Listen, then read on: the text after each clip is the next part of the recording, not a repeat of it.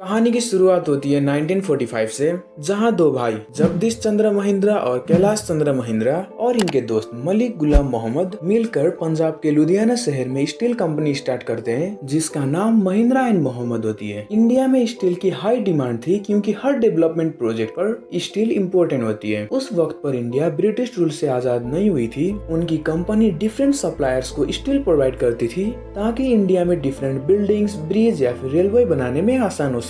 उन लोगों की कंपनी इंग्लैंड या यूनाइटेड स्टेट जैसे विकसित देश से स्टील खरीदकर इंडिया में डिफरेंट सप्लायर्स को बेचती थी। उन लोगों की कंपनी जल्दी एक भरोसेमंद कंपनी के रूप में लिया गया। तो कुछ इसी तरह उन लोगों की कंपनी को और ढेर सारे सप्लायर्स मिलते गए और उनकी कंपनी तेजी से ग्रो हो रही थी। और इसके ठीक 2 साल बाद कुछ अनएक्सपेक्टेड हो गया। 1947 को इंडिया ब्रिटिश से आजाद हो गई। ये इंडियंस के लिए बहुत ही खुशी का वक्त था। आजादी के बाद अब इंडिया और भी तरक्की करने वाली थी। ठीक उसी समय इंडिया और पाकिस्तान का पार्टीशन होता है, यानी कि पाकिस्तान इंडिया से अलग हो जाती है। तो महिंद्रा एंड मोहम्मद कंपनी के बिजनेस पार्टनर मलिक गुलाम मोहम्मद कंपनी को परमानेंटली छोड़कर फाइनेंस मिनिस्टर बनने के लिए पाकिस्तान शिफ्ट होते हैं। उन्होंने कंपनी को छोड़ने के बाद कंपनी को काफी परेशानियों का सामना भी करना पड़ा। मलिक गुलाम मोहम्मद ने कंपनी को छोड़ने के बाद दोनों भाइयों ने कंपनी की नेम चेंज करने का सोचा, क्योंकि कंपनी के साथ अब ये नहीं रहे तो कंपनी का नेम महिंद्रा एंड मोहम्मद नहीं रख सकते थे। उसमें मोहम्मद था जो वो उनका सरनेम था। तो दोनों भाइयों ने कंपनी का नेम महिंद्रा एंड मोहम्मद से महिंद्रा एंड महिंद्रा रख दिया। इंडिया को आजादी तो मिल गई थी, लेकिन आजादी के बाद इंडिया को काफी प्रॉब्लम फेस करनी पड़ी।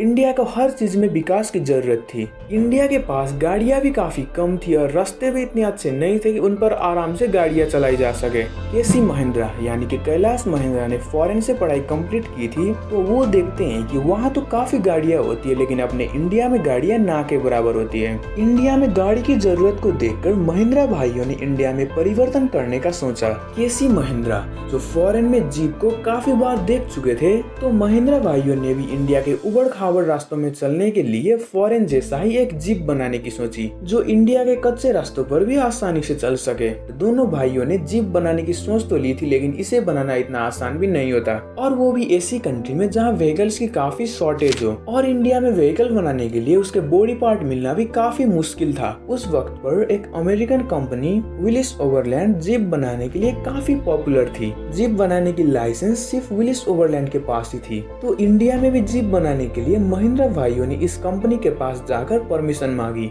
और उस कंपनी ने फाइनली इंडिया में जीप बनाने की परमिशन दे दी। तो दोनों भाइयों ने इंडिया आकर हर कुछ किया जिससे जीप बनाने में आसान हो सके। दोनों भाइयों ने अपनी कंपनी महिंद्रा एंड महिंद्रा में भरोसेमंद और अनुभवी बंदों को जीप बनाने के लिए रखा। कंपनी ने मशीनरी पर काफी पैसा लगाया ताकि एक मजबूत जीप बन सके, और 1947 को ही महिंद्रा ने फर्स्ट जीप इंट्रोड्यूस की थी, जो कुछ इस तरह दिखती थी। इस जीप को उसी अमेरिकन कंपनी द्वारा डिजाइन की गई थी। 1951 तक महिंद्रा ने बहुत सारी जीप इंट्रोड्यूस की थी जो काफी अच्छा परफॉर्म कर रही थी। पब्लिक की तरफ से महिंद्रा की बनाई गई जीप को काफी अच्छा रिस्पॉन्स मिला। महिंद्रा ने इंडियन रोड को ध्यान में रखकर जीप बना रही थी ताकि उबड़ खाबड़ रास्तों पर भी जीप आसानी से चल सके। महिंद्रा की इसी स्ट्रेटेजी की वजह से महिंद्रा को इंडिया से ही नहीं बल्कि अलग अलग देशों से भी बहुत अच्छा रिस्पॉन्स मिलने लगा।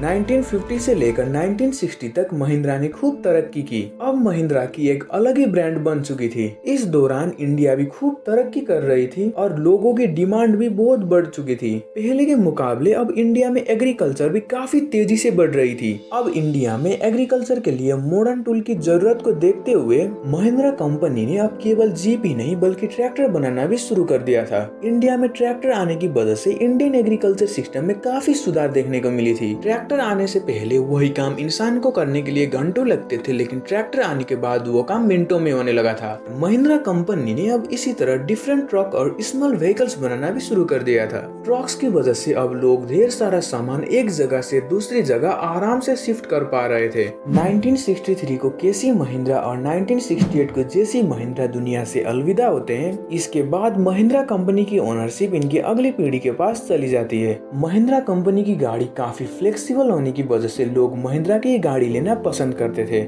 और इसी तरह कंपनी ने सन 2000 में बोलेरो लॉन्च कर दी और वो कंपनी की सबसे बड़ी अचीवमेंट मानी जाती है। लोगों को महिंद्रा द्वारा इंट्रोड्यूस की गई बोलेरो काफी पसंद आ रही थी क्योंकि ये साइज में थोड़ा बड़ा भी था और एक फैमिली फ्रेंडली गाड़ी होने की वजह से एक पूरी फैमिली आराम से इस गाड़ी में आ सकती थी और लोग जो है ढेर सारा सामान भी गाड़ी के अंदर रख सकते थे। इंडियंस के लिए बोलेरो एक फेवरेट गाड़ी बन चुकी थी। 2002 में महिंद्रा ने एक और इम्पोर्टेंट व्हीकल स्कॉर्पियो लॉन्च की। स्कॉर्पियो महिंद्रा द्वारा इंट्रोड्यूस की गई पावरफुल एंड स्टाइलिश एसयूवी थी और समय के साथ स्कॉर्पियो में काफी चेंजेस होने की वजह से लोगों को ये गाड़ी भी खूब पसंद आई। 2010 में महिंद्रा ने सोंगयांग मोटर कंपनी को पूरे $463 मिलियन में खरीद लिया था। ये कंपनी बेसिकली साउथ कोरिया की फेमस कार मैन्युफैक्चर कंपनी थी, specially for SUV and 4 wheel vehicle. इस कंपनी की वजह से महिंद्रा को और भी पावरफुल और अच्छे डिजाइन के साथ व्हीकल बनाने का अवसर मिला। 2009 में महिंद्रा ने एरोस्पेस इंडस्ट्री पर भी अपना कदम रख लिया था।